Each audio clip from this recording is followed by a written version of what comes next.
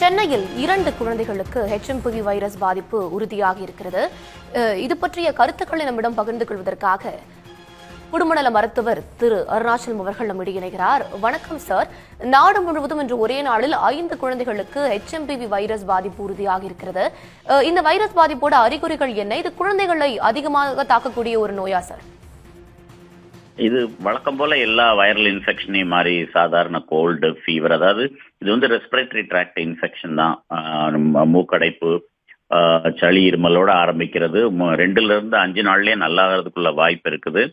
2 வாரத்துக்கு மேல இது அதனுடைய பாதிப்பு எதுவும் இருக்காது. ஆனா ஒழுங்கா ஃபீட் பண்ணாம அம்மா கொஞ்சம் கவனம் இல்லாம இருக்கிற வேலைகளுக்கு போறப்ப விட்டுட்டு போற குழந்தைகள், இந்த மாதிரி குழந்தைங்களுக்கு டீஹைட்ரேஷனாலையும் இந்த நோய் கிருமி அதிகமாக தொத்தக்கூடிய அளவுக்கு நோய் எதிர்ப்பு சக்தி குறைந்த குழந்தைகளுக்கும், எடை குறைந்த குழந்தைகள், இந்த மாதிரி குழந்தைங்களுக்கு தான் இது பாதிப்பு அதிகமாக ஏற்படுத்தும். ஆனால் மருத்துவரோட கண்காணிப்பிலேயோ இல்லை ஆரம்பத்திலேயே மருத்துவமனையில் சேர்க்குற அளவுக்கு இருந்தது சேர்த்து பார்த்துட்டாங்கன்னா இது காப்பாற்றிட முடியும். ஒன்றும் பிரச்சனை இருக்காது. வீட்டில் வச்சு பார்க்கக்கூடிய குழந்தைங்களுக்கும் டாக்டர் பார்த்து முடிவு பண்ணணும். இப்போ 2 நாள் கழிச்சு ஆஸ்பத்திரிக்கு போகிறேன்னு இல்லாமல் அன்னைக்கே ஆஸ்பத்திரிக்கு போய் டாக்டர்களை பார்த்தாலே போதுமானதாக இருக்கும்.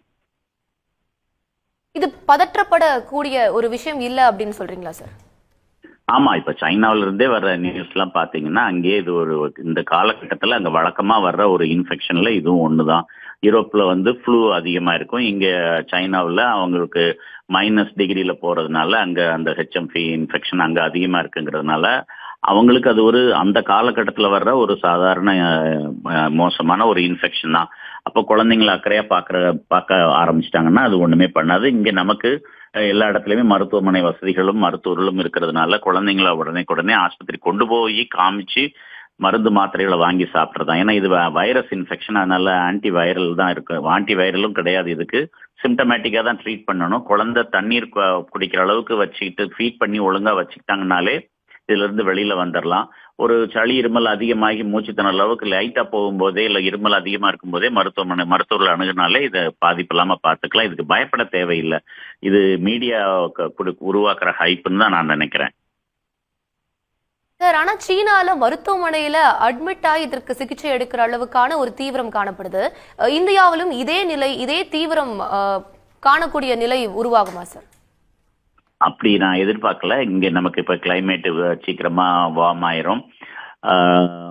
அப்புறம் குழந்தைங்க ஸ்கூலுக்கு போற குழந்தைங்க அளவுக்கு இது பெரிய அளவுல பாதிப்பு இருக்காதுன்னு நான் நம்புறேன்.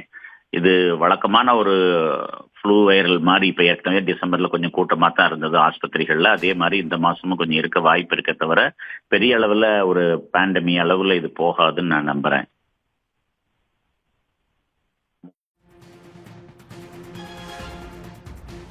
இணைப்பில் வந்து கருத்துக்களை பகிர்ந்து கொண்டமைக்கு நன்றி சார்.